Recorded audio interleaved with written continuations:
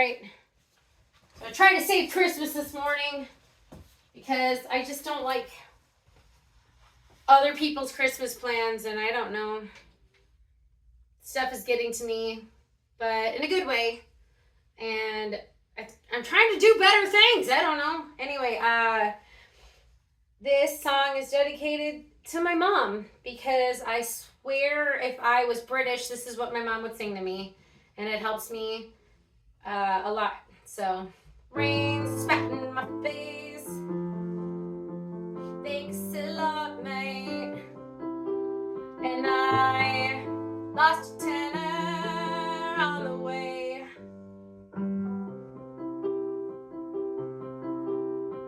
Thinking about it, did I spend it last night when I was drunk? And we like to tell Deb she's drunk because she can't keep her eyes open in photos. She can't walk a straight line because she had a hip replacement. She can't stop giggling all the time, and she can't carry a tuna in a bucket. She slides around finding the key. She sounds drunk. And I was drunk and I wanted to get more kind of Deb drunk, which is fake drunk because she's diabetic, so she can't handle all that blood sugar stuff. Missed the train, thanks a lot, mate. I didn't want to be late today, cause I'm always late. And I really hate always being late. And now the other train's delayed. Great. Carrying a bag when a Navy taxi man said, you know, take your time, love. 'Cause you don't have to rush. You know it's your life and it's no one else's, sweetheart. You don't let someone put you in a box. My mom hates labels because she's like, don't put people in boxes, that's mean, but special ed teachers are supposed to label people so they can accommodate for them. I could never explain that to her. It's alright. So I take up other stuff that I said before in the song, and I'm gonna make it work somehow for Deb's sake, because I'm losing my mind. And it's driving me up the wall.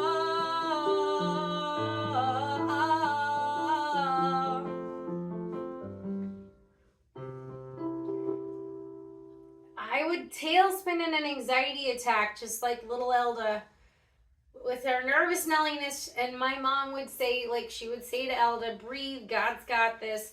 And you don't have to have all of life figured out this next second. I promise you've got plenty of time, like your whole life, to do it. And that's all she needed to say to me or Elda. And we always had to say, lighten up, Deb, it's just life. So we cheer her up with a little chalky and a Pepsi and a song or something.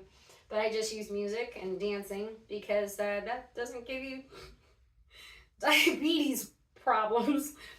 So I try to help you carry your shopping, but I wasn't concentrating. I was talking and I got caught on the side of this thing and it split. And I try to help you walk along, but I'll probably end up pushing you over. But darling, don't worry, I'll never let you fall. I don't let Daryl trip on anything or get hit by anything, and I never let Deb shatter another thing on my watch. She shattered a knee and a hip. Oh my gosh, one time she played the gong with her face because her knee went out, and she gave herself 2 black eyes and a broken nose. I love her though. and I'm stubborn and I'll shout and I'll cut you out and I'll make you feel like I never wanted to make you feel. 'Cause I'm German and I was born in the middle of May. Yeah, I'm stubborn and I shout and I'll cut you out and I'll make you feel like I never wanted to make you feel. And I believe that that's all my parents and I do to each other anymore these days. Well, there's a man carrying my bags to the Navy taxi, and he says, gotta take your time, love. You know you don't have to rush, 'cause it's your life and it's no one else's. Sweetheart, well, don't let someone put you in a box. So I'll take all of the other stuff that I said before, and I'm gonna make it work. 'Cause that's all we can do in our dysfunctional family, is just try to make it work. Well, 'cause then they make me lose my mind, and I'm driving them up the wall.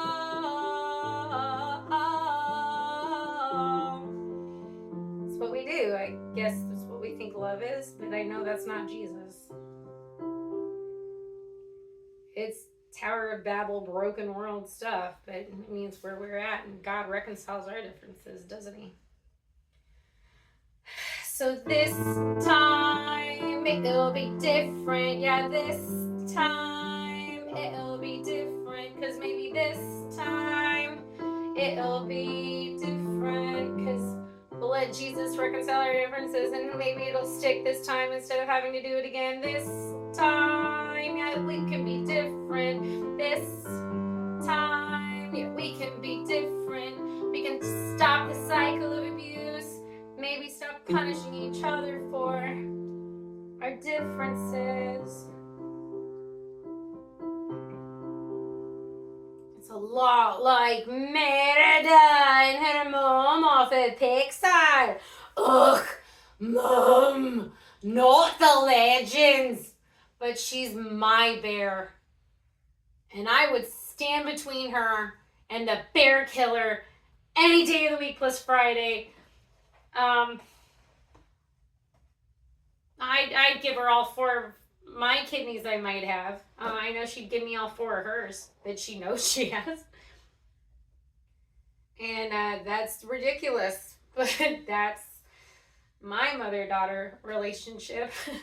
She was so mad that the tap dance teacher said, I might as well be your daughter, because her tap dancing daughters didn't join the advanced tap class fundraiser thing that they did every summer in Des Moines.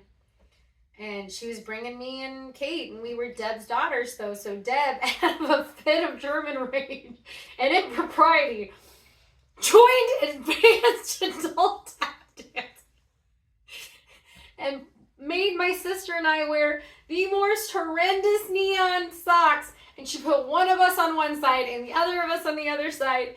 And she said to the other ladies who were in the very back row, because they were not the people you put in the front row, they were still struggling with advanced tap dancing.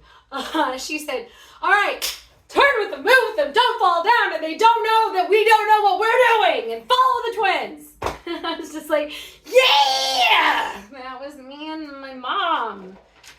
She always said, if you got it, flaunt it, and I always said, I don't care if I got it, it's mine to cover up, because oh my gosh, I don't want to invite guys to church that way. And she'd still say to all the guys in the show choir, I know where you can have a free date with my daughter, it's right there in the church pew. And I'm like, oh, I want to die.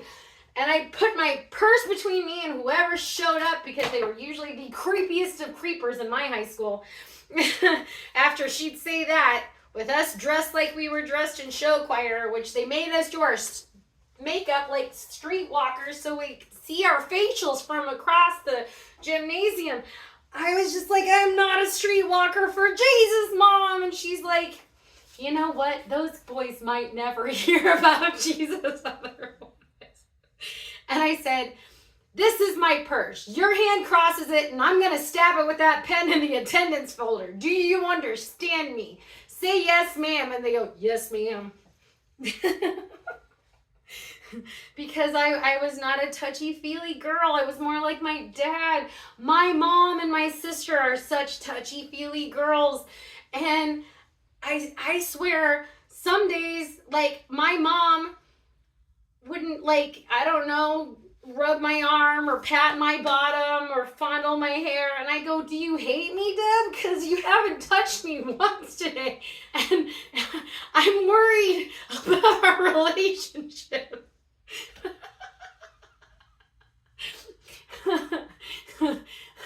My dad and I loved that he understood that I am not a touchy-feely person, and instead we would do thumb wars because of our sign language skills. And my goodness, he taught me every way to cheat in a thumb war. And even to this day, the best person at thumb war can't best me because I cheat, like, because Daryl is competitive. Hey, Daryl, fun fact, I have been practicing my dart throwing skills for no reason other than the fact that, you know, we're competitive and maybe it'll come in handy when hustling someone. I guess, I don't know, because you like to hustle people in a nice way, like at a garage sale or in line at a theme park. And the remote button. I've hit 2 bullseyes with the help of my friend Michael, who taught me, like, when you throw, you step into it with your actual dominant leg.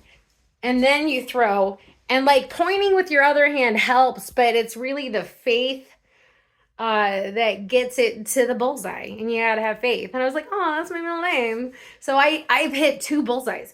2 legitimate bullseyes. Now, Michael, who told me how to do that, who I look up to literally and figuratively as a brother in Christ, because he's super tall. He was always going to the bathroom when it happened, but I think he did actually trust that I did that, because I'd go, wow! And he's like, I could hear that all the way probably across town. Anyway, I've got more sisters in Christ than brothers in Christ, but I've made actually, like, brothers in Christ friends too, and they're okay to have those. I have plenty of actual brothers. Like, so I have 3 little boys. I've been drowning in a sea of testosterone my whole life. I understand tomboy girls better than I understand girly girls. I mean, I can totally valley girl with my mom and my sister any day of the week plus Friday, but I don't do it as well as probably Brenda and Sarah would do with them, because, like, I have to make up things. Like, I want to manifest destiny. So I had a dream that my cat and my dog, like, because they cuddle when they sleep, they could, even though my dog is fixed and my cat is fixed, I swear, like, a mix between a cat and a dog, like, baby, what would that even be called? Like a peppy kitty? Like a kitty? I want to manifest destiny and make him a kitty, but I know the genes don't add up. Like, that's the kind of crap that I would say with Deb and Kate, and then my mom would have to, like, call a friend. Because my sister was voted the most gullible in 6th grade. I was voted the most shy, believe it or not. And then she would have to have, like, Mary Waller or Paula Waller or a Waller or Aunt Laura explain to my sister that kitties are not actually a thing just because I want to manifest destiny. Because one time I said that line about they genetically modified a rooster to be featherless. And I'm like, what's the point of that? So that they can see what like velociraptors looked like or something. So I was like, do you know what would be marketable, Kate? Is if they genetically engineered a dwarf version of a duck. Because I mean, there's a dwarf hamster. And it's like a hamster, but smaller. It's like so much cuter than a hamster. Why wouldn't they genetically engineer a duck to be like a dwarf duck, like a smaller version of your favorite animal? Then they could also market it by having little tiny duck diapers. So you could have it like around in your pocket and it wouldn't take a poo in your pocket. My mom had to call my grandma, who's a farmer, or at least she rented out a farm back in the day to get through college to become a special ed teacher.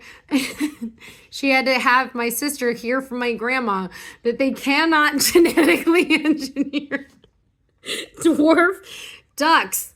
And they probably won't. Because Kate's like, I need it for Christmas.